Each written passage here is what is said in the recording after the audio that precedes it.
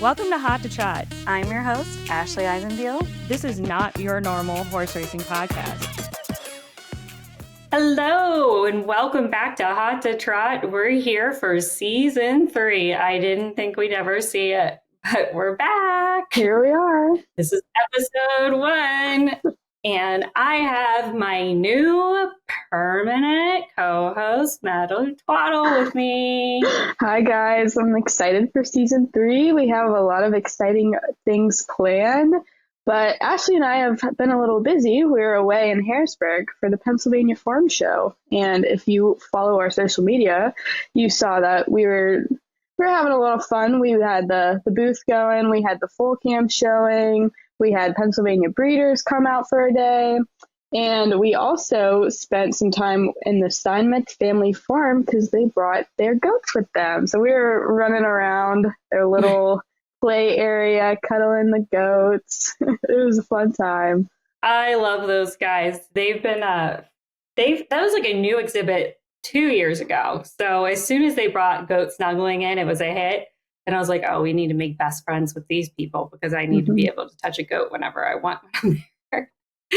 So I'm glad you got to experience it. But they had us do a goat race, which was hilarious and really hard, like running in that straw. I almost wiped out a few times. No, if you go to our TikTok, you'll see the whole area was open and we ran around in circles and made little goats chase us around. It was crazy. Yeah, we were shaking a bag of food because I guess that's what they get them to get them like all riled up. Mm-hmm. This was also live streamed on the Family Farms YouTube page. So if you were watching there, you saw us like trying to do it. It took us, I think we ran around like 20 times before we got them all going. But we were shaking these bags of food and like yelling, yit, yit, yit, yit, yit. To get the goats to follow us. I was like, we look crazy. We did look crazy. And people are like, what are these girls doing? I know. But it was fun. And I had so many goats I wanted to take home. I begged Eric Johnston when he came to Farm Show at Penn National to let me bring a goat to Penn. And he said no. But I really wanted a goat. He was so cute. And there was 2 that were so sweet. And I was really sad, but they did get sold and they went to great homes. So shout out to Justin. Thank you for letting us wreak havoc in your goat snuggling pens because it's our favorite part of Farm Show. But also, we had a little TikTok go semi-viral. Yes, we did. We did some dancing with some Pennsylvania State troopers. We were just hanging out in the booth and Ashley gave me 5 seconds to learn a TikTok dance. And next thing I know, we're dancing with the troopers. I don't know. It all happened so fast. We did it on one take and I did not know the dance whatsoever either. And I knew we only had one take. They weren't going to like give us a redo. So you just did it. My 15-year-old son told me, Mom, you just have to look like you're having fun. And like, go for it. If you don't know the dance moves, just keep going. Just look like you're having fun. Don't pause. Don't act like it went wrong. You actually stopped dancing, Meadow, just to laugh at me. Just to laugh at you because I was like, what is going on right now? I just looked over and it was like, I was happy you were having fun though. But those state troopers, they loved it just as much. They might not admit it, but they came back the next day and they wanted to do another one. So yeah, I don't know. They're like, do you need us to be in the background of any dances today? I'm like, I don't know, but I could probably think of one. Come back. They liked it. They loved it. They did. The farm show is always fun. And we were there and we had the thoroughbred horse breeders with us. And that was great. We had the foal cams up and we were right across from Del Val. And that's where our foal cams are going to be this year. They're going to be going up shortly. Another reason we've been super busy. We've been gearing up for foal cams, but gave a little soft launch for the farm show, let people get a sneak peek of Del Val's mares and what we got going on here that's going to be up in March, our full cam. So excited for that. Stay tuned for full cam shenanigans, I guess. We'll be up all night. Ashley will be really tired and But it will be fun, and I'm excited to find out what they're going to name the theme for naming the foals this year. They always have a good theme. Last year was cheese, so Interesting. I like it. Well, speaking of breeders and foal cams, today's episode is all about PA Stallions. And I think it's a little interesting that we're talking about PA Stallions and breeding. The breeding season falls right around Valentine's Day. It is a little poetic if you think about it, you know? That's sweet. Love connections, breeding connections, matchmaking. We'll take it as a theme. And in my mind, I would like each stallion to give each mare like a bouquet of carrots when they come to breed. Wouldn't that be cute? You know? I Yeah. think that would be sweet. Get her warmed up a little bit. Maybe she's a little shy. Yeah. Make her a little comfortable. Make her feel That's cute. appreciated. Yeah. I think that's like a cute it. idea. I know the standardbred guys, they could like send cards when they ship theirs out. Yeah, when they yeah, just a card with it, make it a little bit more meaningful. Yeah, with a sweet note, a little personal note. Yeah. I hope this takes. See you next season. How romantic. I try. Trying to think about horse romance. If I was a mare, what would I want to read? I know. I don't know. I would just like a little reassurance. Just something little. A little. I don't know. Well, let's get into this interview about PA Stallions with Averie Levanti with the PA Horse Breeders Association and Caroline Vazquez, who's with Diamond Creek Farm. Welcome, Averie and Caroline. We are so excited to have you on Hot to Trot's podcast, season 3, first episode. Debut is nothing better than you two and talking stallions with you guys. Averie, you've been on before, so you're aware of how this goes down. But Caroline, this is your first time on Hot to Trot. It's my first time on this one. Yep, it's exciting. I know, but you're no stranger to podcasts because you host a podcast. Yeah, well, I get to do mostly behind the scenes, but I have been on it for our Creekside chat, so that's kind of fun. How often do you guys release episodes? We try to do it monthly. We're a little bit behind this month just because everyone's been traveling, but we should have a February one out at some point. I think we've done 4 or 5, and they've been doing pretty well. Pretty excited about it. So we built a whole set in the Stallion barn in Kentucky. So it looks cool. Really nice. Yeah, it's pretty cool. Yeah. Like forget doing any work here. We have to move this table every time we try to do anything. That's fun. Meadow, we need to talk to our board. We might need a set like yeah, you need it. You need it. It's great. It's great. Pretty impressive. I watch it on YouTube. So is that where everybody can stream it? Yeah, we have it on YouTube, on our YouTube channel, and then it's also on Spotify as well. Definitely, I think YouTube is more popular. We have some pretty cool, like B-roll footage that we get usually, especially like when we did the sale one. There was some pretty cool yearling footage, and so it's kind of nice to watch. I think to watch it because you get to see some videos that you normally wouldn't get to see. So absolutely, I agree. The video aspect of podcasts are definitely more enjoyable, I think, when I look or listen. Yeah, for sure. Well, we're going to kick it off, and some of our listeners may not know this, so I wanted to start this off. When we're talking about breeding, you would think breeding a horse is pretty much the same, standardbred, thoroughbred. But in our industry, there's actually a really big difference in breeding. So our standardbreds can be artificially inseminated, and our thoroughbreds are live bred.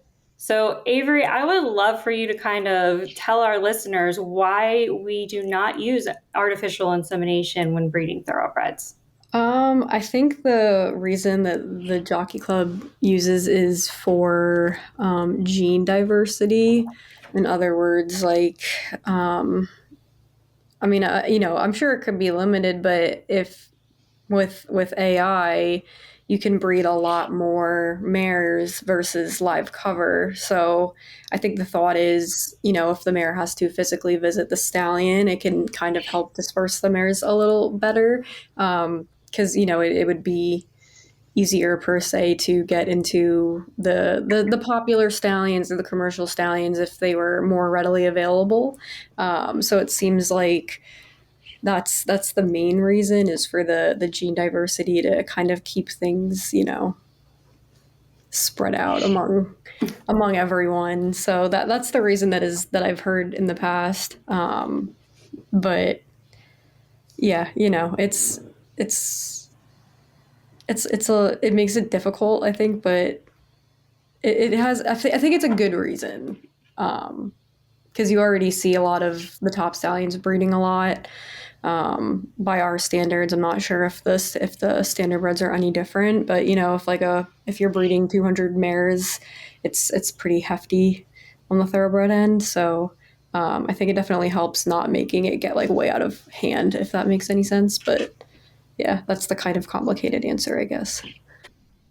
Well, Caroline, let's kind of get into the logistics of the standardbred side of things. With artificial insemination and collecting and kind of dispersing of the semen, there's probably a lot of work and organization that goes into that. So kind of take us through the process that you guys do at Diamond Creek.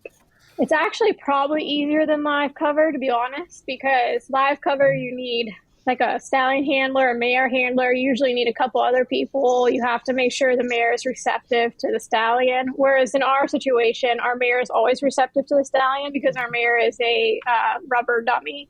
So they're always receptive. So we never have to worry about that. So it's probably actually easier. Like we have 10 stallions. We do have a cap. Standardbreds have a cap that thoroughbreds don't. We can only breed 140, so you don't really get that high number thing like the thoroughbreds do with the popular stallions since we're cut off. But basically, it's pretty much the same. Like we collect 6 days a week, and people call in, they need semen, so we collect our stallions, and then we split out the doses depending on the number of mares. Some of the stallions, like the pacers, like a stallion like down by the seaside or Sweetly or Always Be Mickey, they could probably breed, they don't normally breed more than 12 in the United States, but they can breed probably up to like 19 or 20 mares on a dose. And then the not as fertile ones, they can probably do 3 to 5, sometimes the trotters. So basically they can pick it up, they can fly it. A lot of times we fly it same day, or in some cases they can FedEx as well. So it's a lot of logistics in the morning, like making sure like this one's going to this airport, blah, blah, blah. But like as far as the actual shed goes, like it's probably a little bit easier because we don't have to coordinate like breeding times with the mares and that kind of stuff. We just have one, set breeding time. But it is a lot of paperwork for sure in the morning. And just out of curiosity, where's the furthest place you've ever had to ship? So you can't ship too far because of customs and stuff. So we have shipped Canada, Louisiana, I would say that's probably the farthest. But we have shipped frozen to New Zealand, Australia, and Europe and stuff. That's a little different. But usually with FedEx, usually we don't ship farther than like Canada, really. Gotcha. Wow. Yeah. Averie, you guys just had it finished up the other night, your stallion auction, which you guys auction off breedings with the stallions in PA to raise money for aftercare programs like New Start and Turning for Home. How did that go? And if you can tell our listeners a little bit about it. Yeah, for sure. So we have it every year on thoroughbred.com, and the proceeds go to our pack and also to the aftercare organizations that you mentioned. So it's a really great opportunity to, donate money to a great cause essentially, and also hopefully get your mare to the stallion that you'd like at a good price. So I mean, this year we had over 100 different stallions in 7 different states, and it did just wrap up. And then for the ones that didn't sell the first time, we will be having a second chance auction this upcoming week. Can't confirm the dates quite yet on that, but it should be coming up in the next few days. We usually kick it back up pretty quickly. So yeah, I mean, we had stallions sell in PA, we had some Kentucky stallions sell. So yeah, it was pretty good, and hopefully we can build on it with the second chance auction as well. Wow, that's great. And you guys usually raise a good bit of money for those programs with this, right? Right. Yeah. They get a percentage of all of the sales as well. So it's always great to be helping out towards aftercare as well. I love that. That's great. Caroline, I know you mentioned it a little bit earlier, but you currently have 10 stallions standing at Diamond Creek. Do you have any favorites or any that you're most excited about? It's hard because like I am the syndicate manager, so I try not to pick a favorite since I have to talk about them all equally. I will say like Sweet Lou, like he definitely has a special place for me. Him and Father Patrick too, because they were the first two like big stallions we really got. And I've been there since they were like little babies coming off the racetrack. So like to see them as adults and grown-ups, like it's pretty cool, especially with Sweet Lou like doing as well as he is. Probably this year, like I'm obviously most excited about, we had two homebred stallions last year, Cannibal and Confederate. So I would have to say like biasly, I'm definitely excited about them since we bred them. We've had the first Cannibal foal and I can't wait to like see more, but we haven't had the first Confederate foal yet. And so I'm dying to see what the little babies look like. So I would say biasly, those like that's the one I'm really into at the moment. But I love them all. Like they all have different personalities. It's hard to pick a favorite really. And then, you're breeding them next, like, you're breeding them and then they're breeding down under. And so you're just waiting and then you finally get a product and you can see what they look like. And it's exciting. It's an exciting time. So you have some of those stallions that are in PA and some that are in Kentucky, right? Which ones are standing in PA this year? Yeah, so we have them kind of spread out. We have one in New York, we have two in Ohio, two in Kentucky, and the rest are in PA. So in PA this year, we have Father Patrick again. He's coming back. We have Confederate. It's his second year. Tactical Approach. It's his second year. Sweet Lou. Hope I'm not forgetting someone. We stand Heston Blue Chip for win back. I think that's everyone, right? Hopefully I'm not forgetting someone. They'll call me later and tell me. So we have a decent amount still in PA, which is great. I think most of them are full right now, but there's still always opportunities. Like usually people are selling breedings online and that kind of stuff. So right now, most of them are in New Zealand and Australia. And so they'll be back in PA the first week of February. So they won't like this weather, that's for sure, but we're excited to have them back. Awesome. All right, Averie. So PA has seen a little surge this year in new stallions, and I want to talk about that with you. We have 9 new stallions as of right now. Who knows? We could get more because it just like seems like every week I turn around, they're like announcing a new stallion to PA. I want to talk about those 9 new stallions. Yeah, of course. I mean, who should we start with? I mean, we have some that like Entice that are coming from Kentucky. We have some that are, the rest I believe are retiring for the first time. So I guess we'll start with Entice. He did start his career at Darley. I mean, he's a top 10 second crop sire of last year. So, I mean, he did pretty well. He produced a grade 3 winner on the turf. I mean, he's had stakes winners on dirt, synthetic. So they pretty much run on anything. So I think it's a fantastic opportunity to get a stallion like that from Kentucky for sure. And I've seen the interest in him. It definitely seems like there's been a really good reception for him. So he's standing at Mountain Springs in Palmyra. And I mean, he has a fantastic pedigree. He's a son of Medaglia d'Oro, and he's out of It's Tricky, who is a multiple grade 1 winning mare in her own right. So he was a graded stakes winner at 2 and 3 himself. So, I mean, he had good racing career. He has fantastic pedigree, and he's already producing pretty well to start off his career. So I think it's a good time to get him, especially because he's still kind of at the beginning of his career and whatnot. So yeah, I mean, he definitely seems like an exciting addition to have. And he's a monster too. Yeah. He's huge. I saw him. I was like, that's not a horse. That's a giraffe. Yeah, he's a big boy. He's a big leggy boy. He's super handsome. So, I mean, when we had the stallion show at Mountain Springs a couple weeks ago, I definitely think that everyone was really taken by him. I mean, I know I was. So I think he's a great addition, and Ralph Santella, who owns him, is great as well. So I hope the best for them this year, and we'll see how that goes for him. I mean, in terms of our new guys, Tyson was purchased out of the Keeneland November sale for Daryl and Jill Mirestone Jug Ranch. So they are planning on building, like a location for Stallions. And I know that they weren't quite sure if they were ready to get into it this year, but when they saw Tyson in the Keeneland sale, they decided that they wanted to go for it early, and I think he's a great addition as well. I mean, he was a Canadian champion, older male. He's a multiple graded stakes winner. He was grade 1 placed.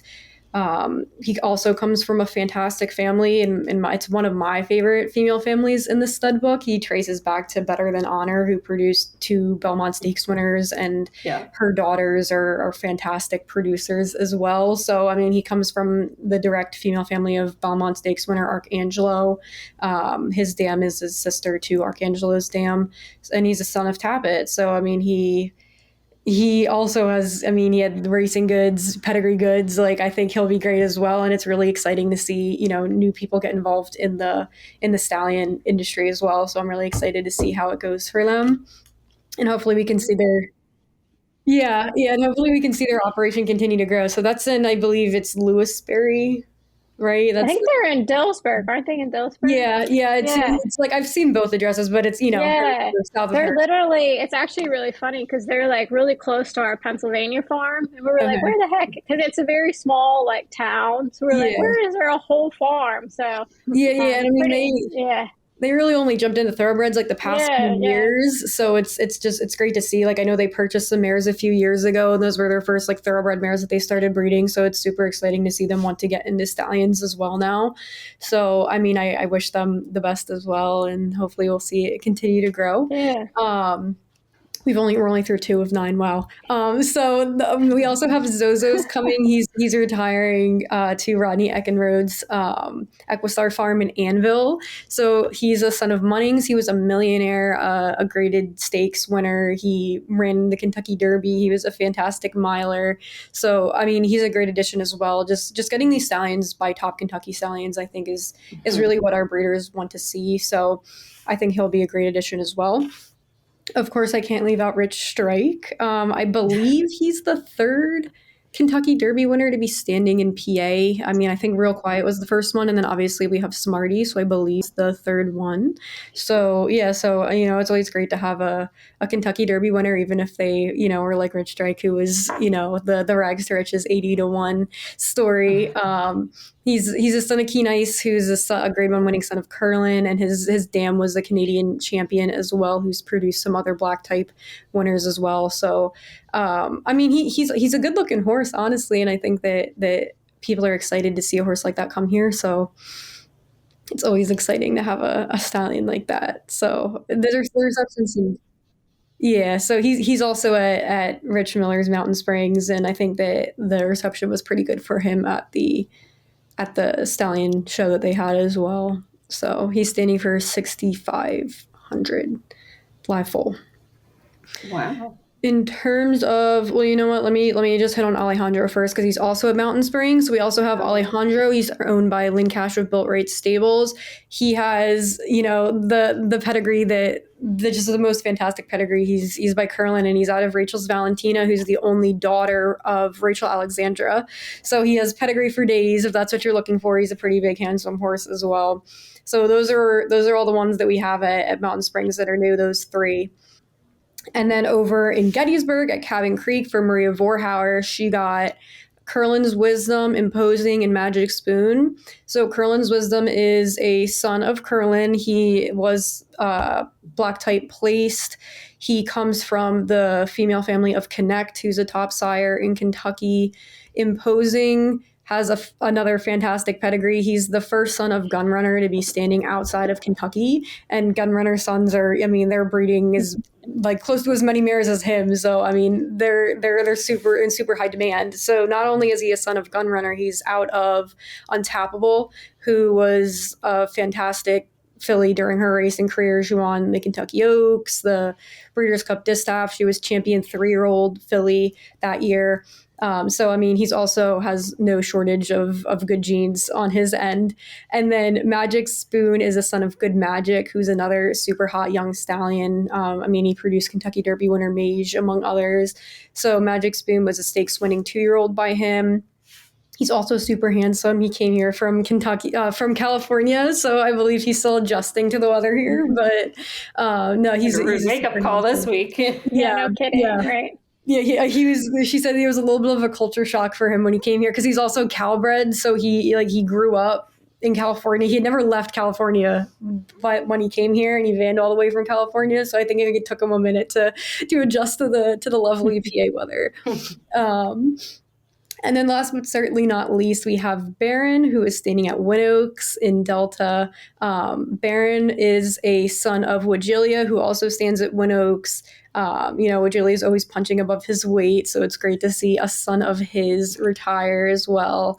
Baron was almost a millionaire. He had to retire just short, $960,000, I think, roughly. He won stakes multiple years.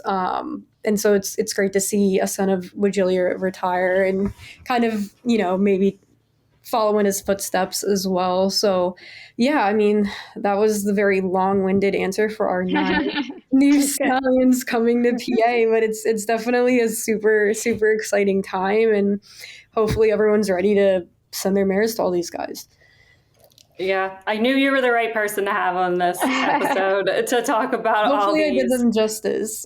You did a fantastic job. No one else could have done it as well as you, Averie. Great. We applaud you. All right. I know Meadow has some questions for Caroline. I do. I wanted to talk about some of the successes of Diamond Creek Farm from the 2024 racing season. And there were a ton, but there were a few standouts. A lot of Breeders' Crown winners, actually.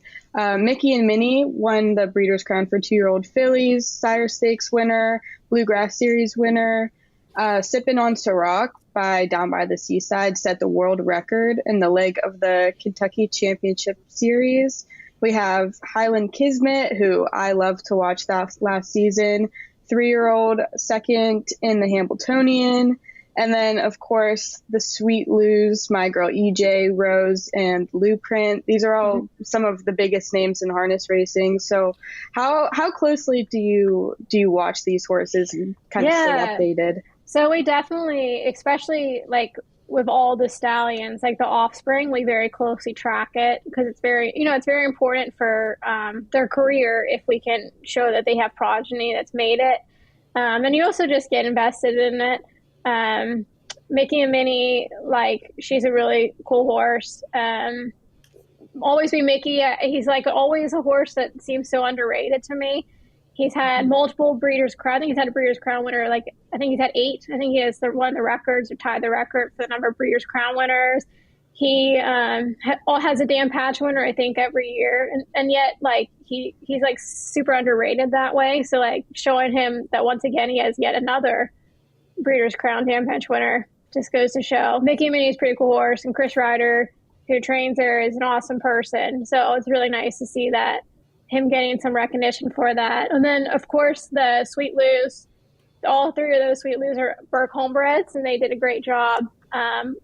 Weaver and Burke, Mark Weaver has obviously been a huge supporter of Sweet Lou. They had him as a racehorse. They backed him this whole time, and so it's nice to see them getting some recognition. Rose, I think, is one of the most beautiful horses. I'm obsessed with her. And Blueprint is gorgeous. He's really dark with like white markings, and he is so pretty. So seeing them is pretty neat, and it's cool to see them on the track, and then also become yet more Dan Pash winners. And then, of course, down by the seaside, he like continues to dominate all the time. And so seeing him set a record in Kentucky was pretty exciting. That was some exciting stuff. Can't beat that. So, and then it was kind of him and Blueprint vying for that 2-year-old colt. And you're like, well, at least we get to root for both, which is nice. So, but we definitely support it. We definitely try to keep track of them, especially when they're in training, and like who's going to be a good one and that kind of stuff. So yeah, it's exciting. Do you ever have a good feeling about the foals before they're sold and start racing? Like, do you just feel something in your gut that this horse is going to be successful? So for me, sometimes there's ones that like you see, like for our horses that we breed, sometimes you get ones and they're just like classy the whole way through their life. And so you think like they could be something, sometimes you get that foal that's real ornery and is trying to kick you all the time. And you're like, oh, this is it. Gonna go well. But then you get ones that like act just, they have a different class to them. And my boss, Adam, will tell you he knows for sure. If you ask him, he's picked out every single good horse we've ever had. He has a, I don't know if I always believe him, but he apparently said he does. So, but I think you can tell. I think there's certain ones they just, and like when they start training, especially, sometimes you get surprised. There's ones that you think like might not do as well, but maybe the routine of the training, you're like having some way to channel their energy, like maybe it helps them. And so then like you start to see them like turn into a different horse. But I do think there's ones that like you can just kind of tell from birth, like something, given the right opportunity, like this is going to be a good one. For sure. Good. Awesome. So Averie, I know I wanted to give you a break with talking before we talk about the top earners, Stallions of 2024. You touched on it a little bit about we've had some new stallion owners. I want to get your input on why you think this new influx and interest in being stallion owners is in PA, and why is that really important to the breeding industry? Yeah, I mean, just our breeders awards, I think, obviously are a great incentive. They're up there with some of the best in the country. I mean, we like to say we do have the best in the country with our 40% breeder award for the PA sired foals. And then in addition to that, there's a 10% stallion award. I mean, just the past couple years, our leading breeders have been breeders that have their own stallions based in the state. Last year it was, well, I guess it was 2 years ago now. In 2023, it was Uptown Charlie Brown Stud, who has Uptown Charlie Brown, who now stands at Mountain Springs. They shattered the record for total awards in 2023. They earned some $860,000 between their breeders and stallion awards, and almost all of their horses that they breed are by their stallions in PA. And then this past year, we had Warriors Reward LLC. They already broke the record that was set the previous year by Uptown Charlie Brown in November. So they're probably going to break $900,000 in awards for 2024 once we get that final number in the next few days. So I think just the ability to create this business off of standing your stallion in PA and then racing the babies, or having, even if you sell the babies, for them to go on and race, just the ability to make back your investment on the awards, I think is extremely enticing for people. And it's really great to see, the success of some of these stallions and business entities, and that more people are wanting to get involved as well. I wasn't ready for it. I'm great. Thank you for that. And let's talk about the top earners for Stallions in 2004, because we had a good bit of PA Stallions produce winners and bring in a lot of money, a lot of earnings. Yeah, so Enticed did end up on that list just since he moved here. So even though this is his first year here, he did come in second with over $3.2 million in his progeny earnings. So there's a lot of firepower coming in right away from him with his runners that he's already had. On top of him was Cloud Computing, who earned over $4.1 million in progeny earnings, and he was led by Grade 2 winner I'm Very Busy, who just so happens to be Pennsylvania bred as well. So it's great to have a stallion standing here who's a graded stakes producer, and that horse is PA bred as well. So I'm Very Busy. I mean, he was second in the Pegasus World Cup turf. The Pegasus races are coming up at Gulfstream, and I mean, he was second to one of the best fillies in Europe last year, and then he went on to win a Grade 2 at the fairgrounds. So, I mean, he did fantastic on the turf, and I mean, Cloud Computing's had a lot of winners on the dirt as well, but just, he had 80 winners, and just, having a horse that, like I said, that produced that graded stakes winner is so elusive for sure. I did touch on the fact that Entice did have that grade 3 winner this past year as well when I talked about him earlier. So, I mean, that's what we want to see, having those graded stakes producers. And then Warriors Award did come in third at 3.1 million, right below Enticed. He is pensioned now. He's at Old Friends. So if anyone ever wants to go give him a visit, you can find him at Old Friends in Kentucky now. But yeah, I mean, like I said, just from the Warriors Award LLC, I mean, they brought him in from Kentucky. He had started his career there. They brought him over, and I mean, the success that they've had, like I mentioned, the fact that they're going to shatter our breeder and owner awards this year just goes to show the success you can have if you bring a stallion in here. So, I mean, those were our top 3 last year, and it'll be super interesting to see what happens this upcoming year. We have a lot of first-year stallions with their first 2-year-olds this year, so it's going to be exciting. I think someone wants to be on the podcast, Caroline. Yeah. She has an opinion. Oh, we're a dog-friendly podcast, so. Okay, good. I was hoping she wouldn't talk, but she did. Oh, bring her on up. Come here. All right. Tell us the baby. Sorry, guys. There You showing? Aw. She's getting mouthy on her bed. You have a bed in your office for the dog. Yeah, she's my, literally the chair's for her. Yeah, I don't sit in it. It's for her. Aw, so sweet. I really didn't know too much about thoroughbred breeding, but it seems like there's kind of been a surge this year in Pennsylvania. So I'm excited to follow it along a little bit more closely. And you definitely helped me learn a lot. You're very educated about all of it. So I'm excited to kind of follow it more. Yeah, it's getting to be that crazy time of year. Yeah. Yep, almost there. Yeah. Averie's a good encyclopedia of breeding, so yeah. always go to Averie if you have questions. She's spitting those facts off so fast. Yeah, that was good. All right, guys. We are going to put you in the hot seat now. This is my favorite part, but, it's Valentine's Day themed. So let's kick it off. Caroline, you're up. Who would your celebrity Valentine be and why? Oh my gosh. Like, I can't even, I'm like completely blanking. Probably Zendaya. I think she's so pretty. Oh my gosh, she is. She's gorgeous. I can't think of a guy at this point, so probably her. I think she's pretty, and I think she'd be cool to hang out with. Probably more interesting than half of the celebrity. So I pick her. That's so valid. Nice. Averie, what about you?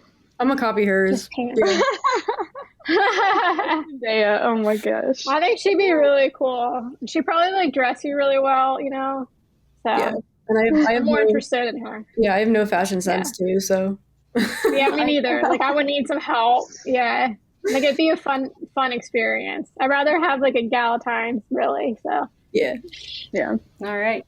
I agree with that, but I think Zendaya would like take you to a dive bar or like an underground club, and you would have like the most crazy night. If she gives me those vibes, like she's a party girl on the inside. You don't see it. Yeah, I don't know. I think it should be fun though. Definitely. All right. Would you rather get chocolates, flowers, or a stuffed animal from your Galentine?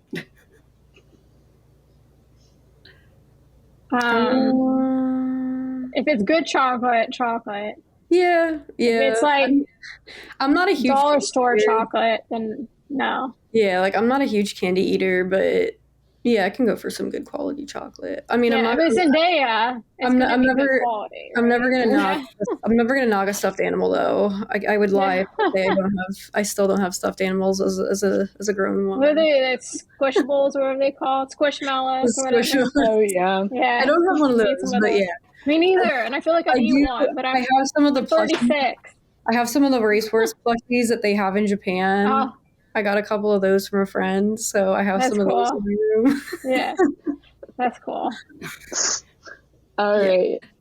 If you could create a dating app exclusively for horses, what would its name and slogan be? Oh God. Ooh, this takes some thought. It'd probably be like stablemate. Oh, that's cute. That was really. I would probably call it like stablemate, and it would probably be something like, I don't know, something cheesy like "Hey There" or something, but definitely like stablemate. I think that'd be a good one. That was really good. Yeah, like Yeah. I don't. Yeah, no, you can't. That's pretty witty. But I don't know. A logo, something like create your next Derby winner. You know, something corny like that. Yeah, I'd probably do something corny, like, yeah, like, I don't know. I can't think of anything like appropriate right now off the top of my head, but yeah, something corny with some horse puns in it for sure. Yeah. Paddock connections.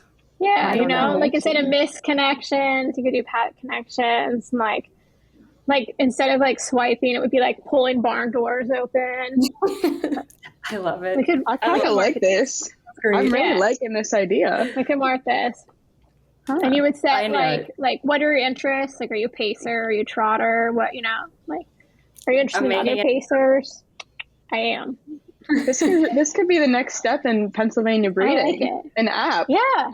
Like you could book all your mares this way. Yeah. You don't know how to book your mare? Just look at the eligible bachelors. Mm-hmm. I'm really liking this. Just take out all the ones that aren't related to you, and then you got to. There's a lot of cousin breeding. Come to that too. So. All right. What is your favorite or your least favorite love song?